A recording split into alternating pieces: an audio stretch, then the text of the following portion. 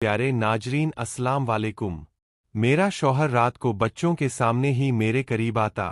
Bed हिलने की वजह से बच्चे उठ जाते थे। मैं बहुत परेशान थी। हम एक कमरे के मकान में रहते थे। बच्चे बड़े होने लगे थे। मेरे शौहर को काफी बार रोका लेकिन उससे कंट्रोल नहीं होता। एक रोज मैं बाजार किसी काम से गई। जब वापस आई तो यह देखकर मेरे होश उड़ गए कि मेरा 15 साला बेटा मेरी 12 साला बेटी को कमरे में बेड पर। कल की सारी रात शौहर के साथ वक्त गुजारने में बहुत ज्यादा थक जाती थी। मेरे जिस्म में थकावट की वजह से शदीद दर्द होता था। लेकिन आज रात फिर मेरे शौहर ने मुझसे वही मुतालबा किया। मैं थक चुकी थी। कई बार उसे कह चुकी थी कि बच्चे जवान हो गए थे। वो सब कुछ समझते हैं। आप थोड़ा एहतियात किया करें। लेकिन वो शख्स उसको मेरी कोई भी बात समझ ना आती थी। इस सब का नतीजा मैं खुद देख चुकी थी। और मैं यह चाहती थी कि मैं अपने शौहर को यह सारी हकीकत बताऊं। लेकिन शर्म के मारे मैं ना बता पाती थी। क्योंकि यह बात करना मुझे जेब ना देता था। और वह भी अपने ही किए की बात उनसे कहूं।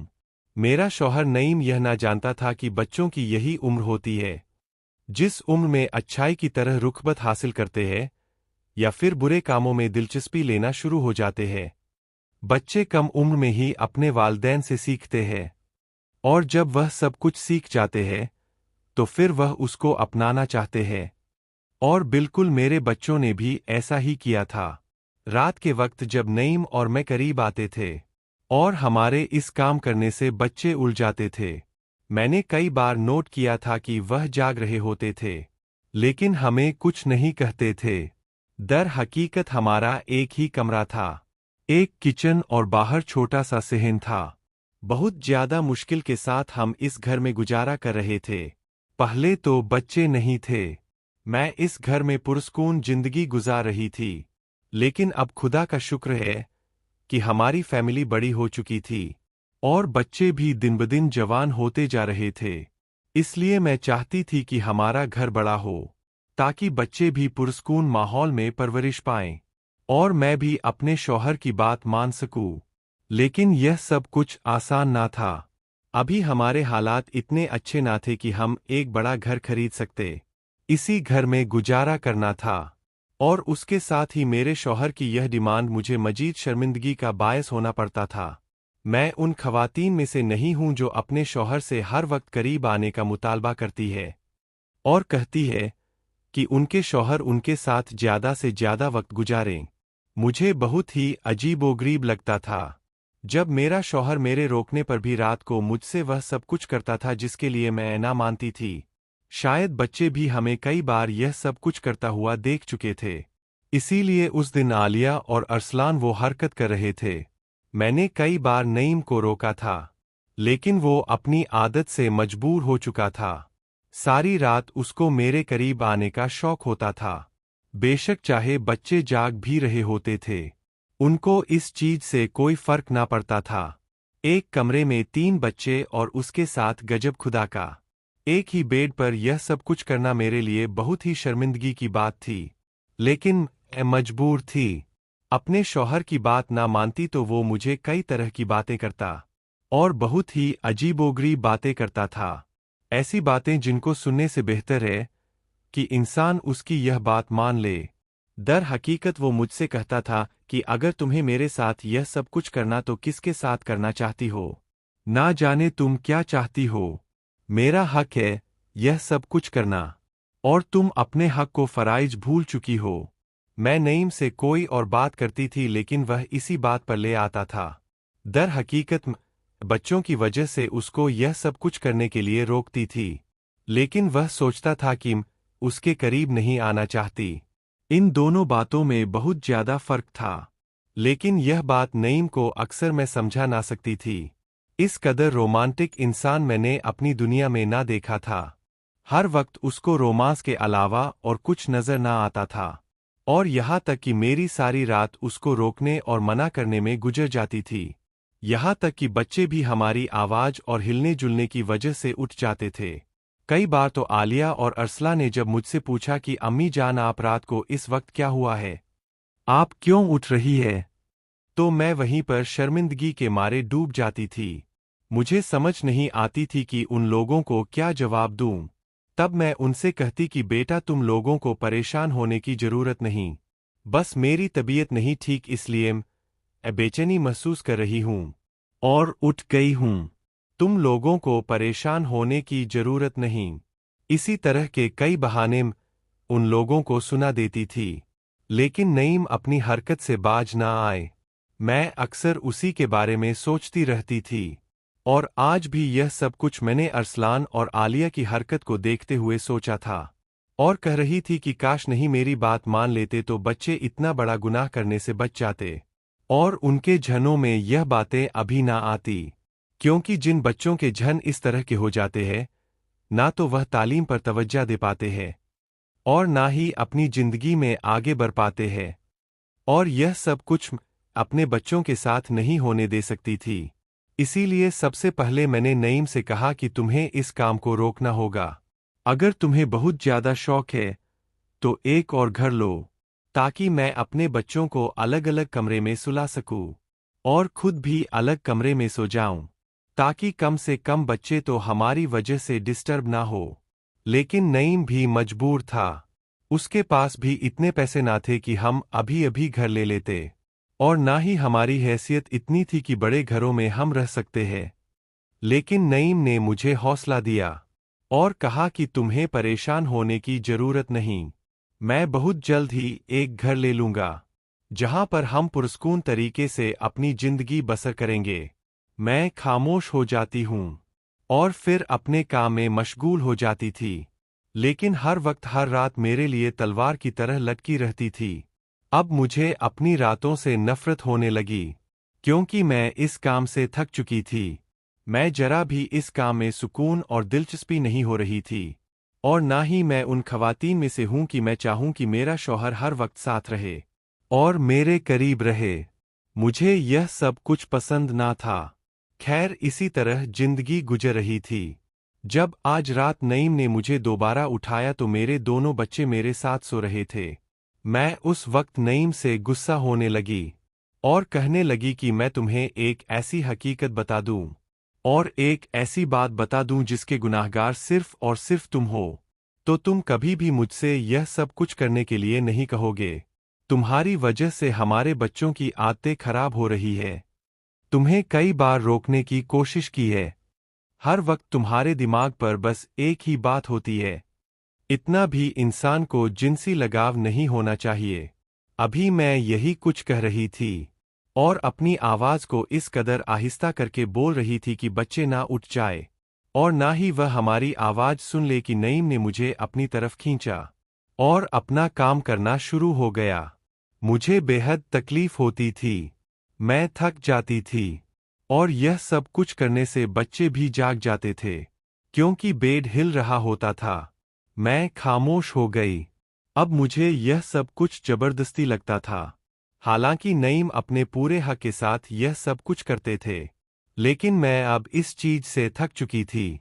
सुबह होने वाली थी और उन्होंने मुझे छोड़ा तो मैं बिल्कुल थक चुकी थी। मुझे यूं लग रहा था कि जैसे मेरी सारी ताकत खत्म हो गई हो और मैं बेजान हो चुकी हूं। लेकिन फिर इसके बावजूद मैं उठती थी, क्योंकि बच्चों के लिए नाश्ता बनाना होता था और बच्चों ने स्कूल जाना होता था। आज जब मैं उठी मुझसे उठा नहीं जा रहा था, लेकिन मैं अपने बच्चों को क्या बताती। उनके सामने जो कुछ हो रहा था वह भी अपने आप को उसी की तरफ लिए जा रहे थे। नाश्ता बनाते वक्त तो मैंने उस वक्त को याद किया जब नईम और मेरा निकाह हो रहा था, और निकाह के फौरन बाद नईम ने मुझसे एक बहुत ही अजीबोगरीब शय का मुतालबा किया था। उसको सुनते ही मुझे बहुत ही बुरा लगा था, क्योंकि जो वह चीज कर रहा था वह शादी के बाद ही मुमकिन थी। हमारे यहाँ यह रिवाज नहीं था कि निकाह हो जाए तो उसके बाद लड़के और लड़की को खुली छोड़ दी जाए और उनके जो दिल में आए वह करें। बेशक निकाह सब कुछ होता है, लेकिन रुखसती को भी काफी अहमियत दी जाती है। इसीलिए जब नईम ने मुझसे वह बात की तो मैंने उसको साफ इनकार कर दिया और कहा कि ऐसा बिल्कुल नहीं कर सकती। शादी के बाद आप जो कहेंगे मैं करने के लिए तैयार हो जाऊंगी। क्योंकि अभी हमारे यहाँ इस तरह का कोई रिवाज नहीं होता और ना ही यह सब कुछ मुमकिन है। लिहाजा मैं आपसे माजरत मांगती हूँ। यह सब कुछ कहते हुए भी मुझे शर्म आ रही थी, लेकिन मुझे बहुत ही खुशी है कि मैं आपसे यह सब कुछ कर रही हूँ। खैर, इसी तरह वो शाम गुजर गई, लेकिन मुझे नईम की इस बात ने बहुत ही परेशान किया।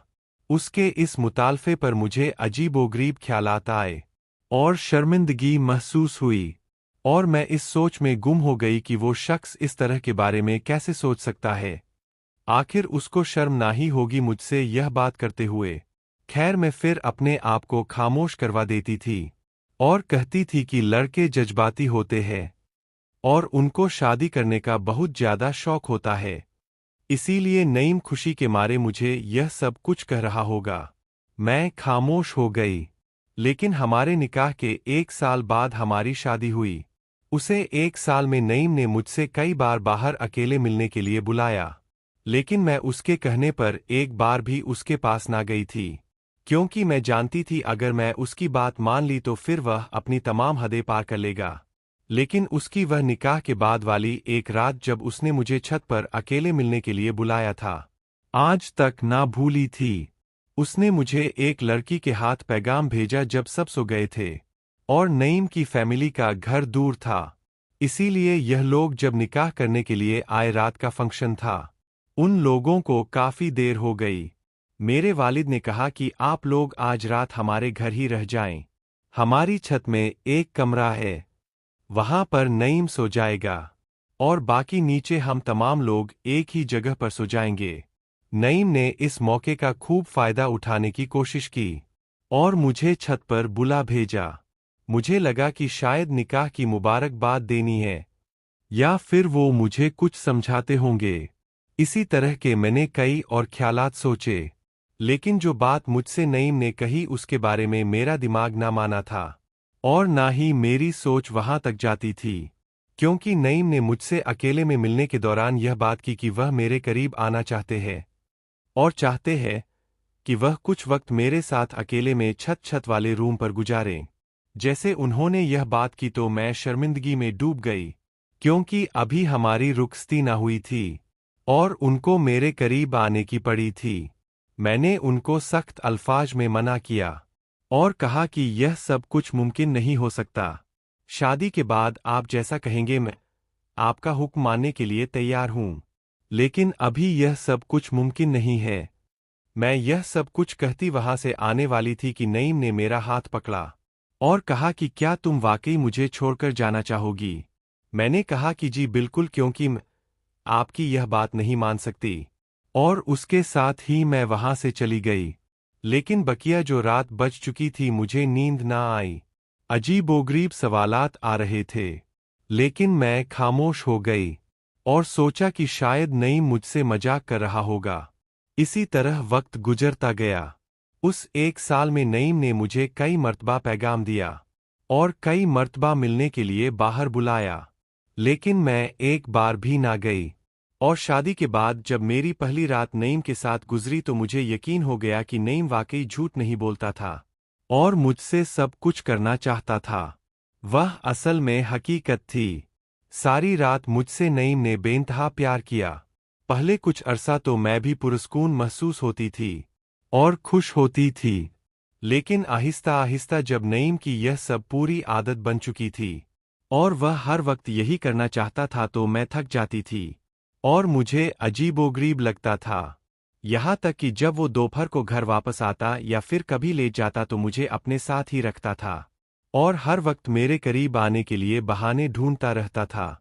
यह उसकी मोहब्बत थी या फिर आदत थी, मैं उन दोनों से थक चुकी थी। अगर मैं कभी अपनी माँ के घर जाती और वहां पर एक दिन रहने की इजाजत लेती तो नईम पहले तो मुझे इजाजत ना देते थे, और अगर देते थे तो कहते थे कि मैं तुम्हारे साथ जाऊंगा, क्योंकि रात को मुझे तुम्हारे साथ के अलावा नींद नहीं आती। कभी कभी मैं खुश हो जाती थी और उसको साथ लेकर जाती थी, लेकिन जैसे ही हम वहां जाते थे तो नईम की वही रोमांस वाली आदत शुरू हो जाती थी। मेरी अम्मी का घर बहुत बड़ा था। हम ऊपर छत पर जाकर सोते थे और नईम सारी रात मेरे करीब रहते थे। सुबह सवेरे मैं उठने के काबिल ना होती थी। मेरी अम्मी और अब्बू मेरी हालत देखकर परेशान हो जाते थे और कहते थे कि शायद तुम बीमार हो गई हो या फिर तुम्हारे साथ कोई और मसला है। मैं खामोश हो जाती और कहती कि जी अम्मी जान मुझे बुखार है, कमजोरी की वजह से उठ नहीं सकती। वालदैन से कई बहाने बना चुकी थी। हमारा घर जहां पर रुखसत होकर गई थी वो अकेला था।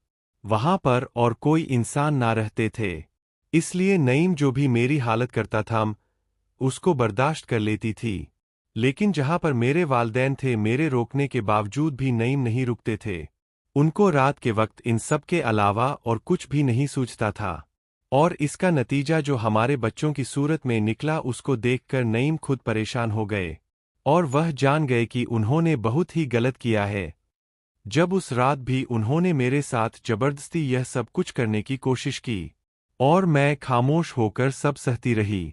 और सुबह मैंने उनको अरसलान और आलिया की सारी कहानी सुनाई, क्योंकि अब मुझसे मजीद बर्दाश्त नहीं हो रहा था अपने बच्चों को साथ एक ही कमरे में एक ही बेड में यह सब कुछ करूं। मैंने बता दिया, जब मैं कुछ अरसा पहले फारिया के साथ बाजार उस सामान लेने के लिए गई तो आज इतवार का दिन था। पूरा हफ्ते का काम एक तरफ और यह इतवार का काम एक तरफ होता था। उसमें न सिर्फ घर की सफाई बल्कि वॉशिंग मशीन लगाना और बच्चों की यूनिफॉर्म धोना और फिर उनको इस्त्री करना मेरा मामूल बन चुका था। लेकिन उसके साथ ही आज मुझे बाजार जाना था, घर का कुछ सामान लेना था और मेरी छोटी बेटी फारिया की इसी जुम्मे को सालगिरह थी और मैंने उसके लिए सूट भी लेना था। यह सोचकर सुबह सवेरे जल्दी उठ गई और काम में मशगूल हो गई। लेकिन मेरा जिस्म चकनाचूर हो चुका था।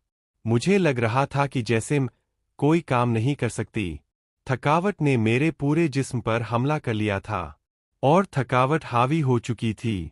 खैर मेरे बच्चे भी अभी छोटे थे, वह सो रहे थे कि मैंने जल्दी से नाश्ता बनाया और उसके साथ सारा काम निपटाने की कोशिश की। इसी तरह काम हो गया और मैं अपना एक छोटा बेटा घर पर छोड़कर गई और एक बेटी आलिया और बेटे अरसलान को घर पर छोड़ गई थी। क्योंकि फारिया की सालगिरह थी इसलिए मैं उसको साथ ले गई। आलिया और अरसलान से कहा कि तुम दोनों घर पर रहो, किसी किस्म की कोई लड़ाई झगड़ा नहीं करना और ना ही घर से बाहर जाना है। मैंने आलिया से कहा कि घर का दरवाजा अंदर से बंद कर लो, मैं 1 घंटे बाद वापस आ जाऊंगी। इससे पहले अगर हमारे जाने वालों में से कोई भी हमारे घर आए तो दरवाजा मत खोलना। दर हकीकत मैं हर बुरे वाक़यात से डर चुकी थी। मैं नहीं चाहती थी कि मेरे बच्चे मेरी गैर मौजूदगी में किसी मुसीबत में फंस जाएं। इसलिए मैं उनको जहां भी जाती थी यही ताकीद करके जाती थी कि मेरे अलावा और अपने वालिद के अलावा किसी और के लिए दरवाजा नहीं खोलना। और वह ऐसा ही करते थे। लेकिन अब जाते हुए मुझे यह ख्याल आया कि क्यों ना मैं दरवाजा बाहर से बंद कर लूं, ताकि लोग यही समझे कि इस घर में कोई नहीं है। तो मैंने आलिया से कहा कि तुम्हें अंदर से दरवाजा बंद करने की जरूरत नहीं है, बस आज मैं बाहर से दरवाजा बंद करके जाऊंगी। वैसे भी मैं थोड़े वक्त तक आ जाऊंगी, इसलिए तुम लोगों को परेशान होने की जरूरत नहीं। यह सब कुछ कहकर मैं और फारिया बाजार आ चुके थे। हमें 1 घंटे की बजाय 2 घंटे लग गए। टाइम इस कदर जल्दी गुजर गया कि मुझे अंदाजा ही न हुआ। लेकिन जब मैं वापस आई तो मैंने आकर अपने घर का दरवाजा खोला। फारिया से कहा कि सामान को अंदर कमरे में ले जाओ, मुझे बहुत ज्यादा प्यास लग रही थी। मैं पानी लेकर आ रही हूं, तुम्हें भी दूंगी और खुद भी पीऊंगी। यह कहकर मैंने दरवाजे को अंदर से बंद किया और किचन में चली गई।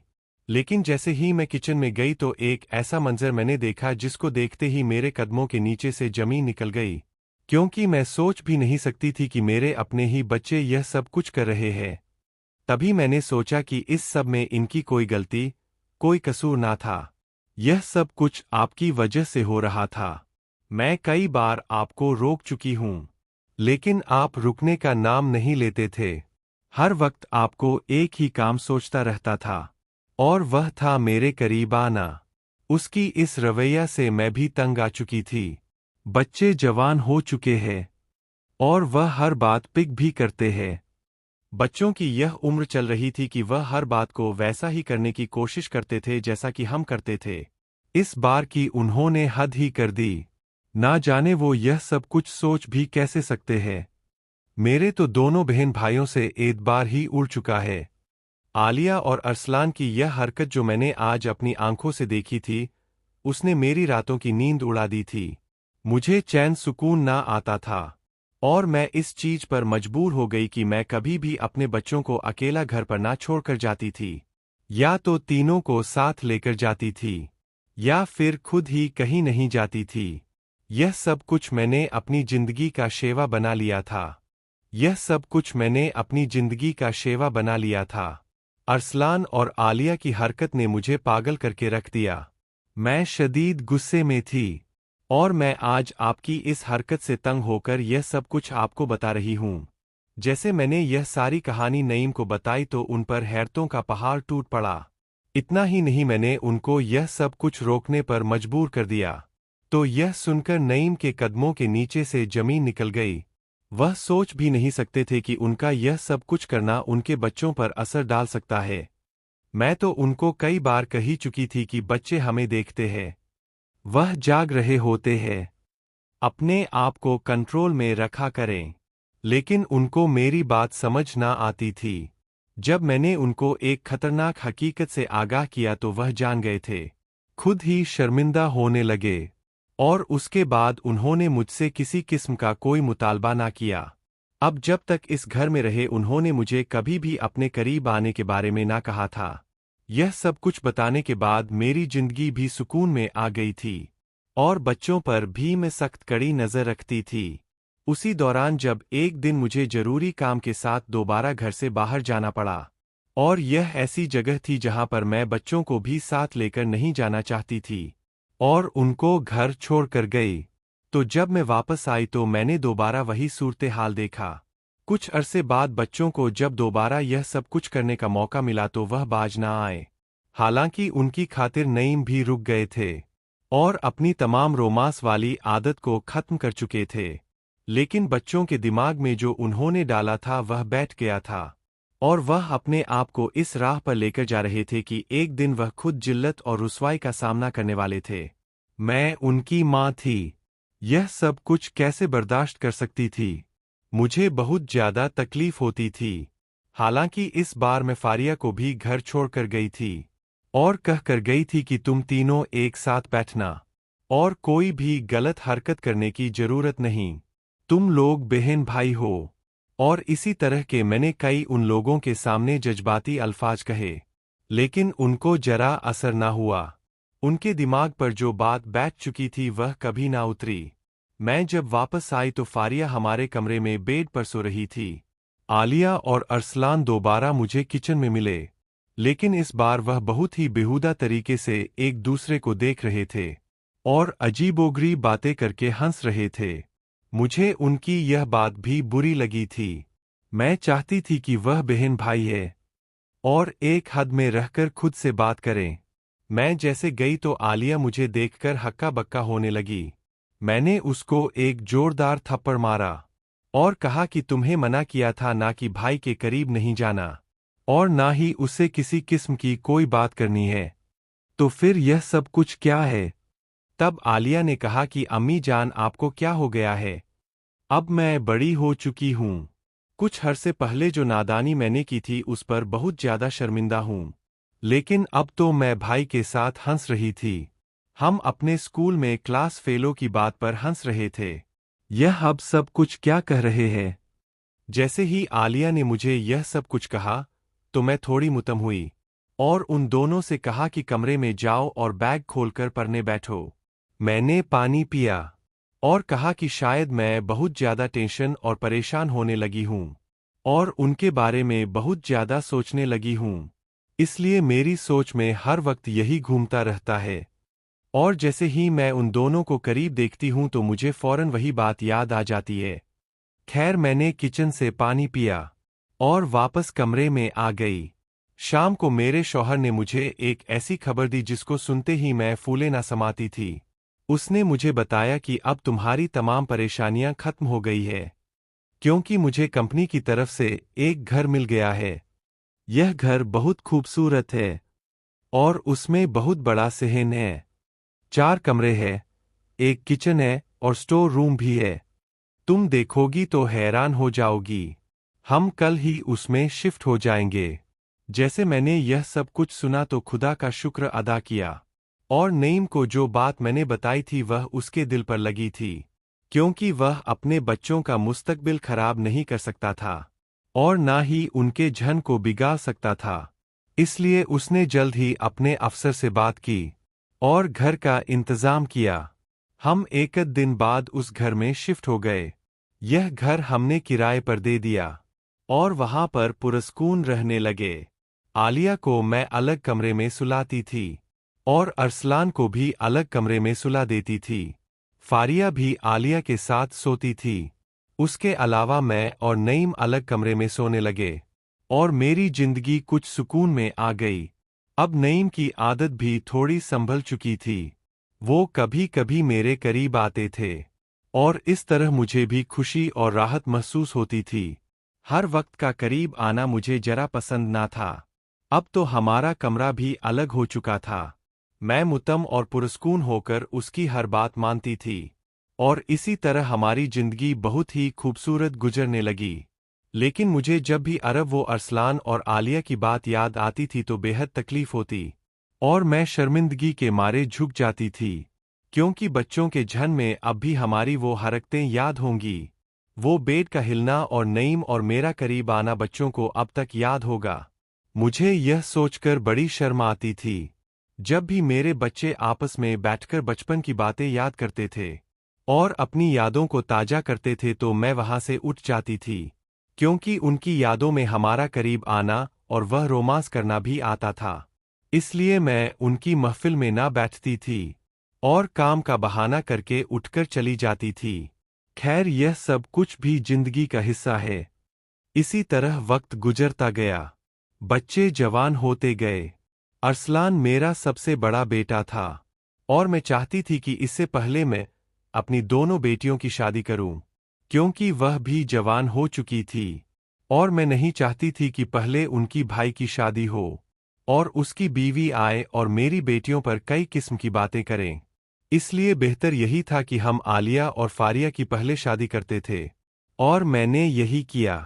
उनके मुनासिब रिश्ते ढूंढकर मैंने उनकी शादी बहुत ही अच्छी जगह कर दी और वह अपने घरों में बेहद खुश और मुमीन रहने लगे। इसके बाद मैंने अपने बेटे अरसलान की शादी की। जिस लड़की से शादी की वह बहुत ही मासूम और खूबसूरत थी। उसने आकर बहुत जल्द हमारे घर को संभाल लिया। घर के तमाम जिम्मेदारियां उसने ले ली और मुझे तमाम जिम्मेदारियों से जान छुड़वाना पड़ी। काफी अरसे तक मैंने अपने तमाम हुकूक और फराइज पूरे किए, लेकिन अब बारी है मेरी बहू की और उसने मुझे वह सारी खुशियां अता की जो मैं उससे चाहती थी। और बहुत जल्द खुदा ताला ने हमारे घर में एक नन्हा मेहमान भेज दिया, जिसकी खुशी में दिन रात हम बातें करते हैं और इस्तकबाल के लिए रोज महफिल सजाते थे। इसी तरह मेरे बेटे अरसलान का बेटा अयान पैदा हुआ। हमने उसकी पैदाइश पर इस अपनी खुशी का इजहार करते हुए एक बहुत ही खूबसूरत दावत रखी, जिसमें तमाम रिश्तेदारों को बुलाया। अब इसी तरह मेरी जिंदगी मेरे बच्चों के साथ खुशो खुरम तरीके से गुजर रही है।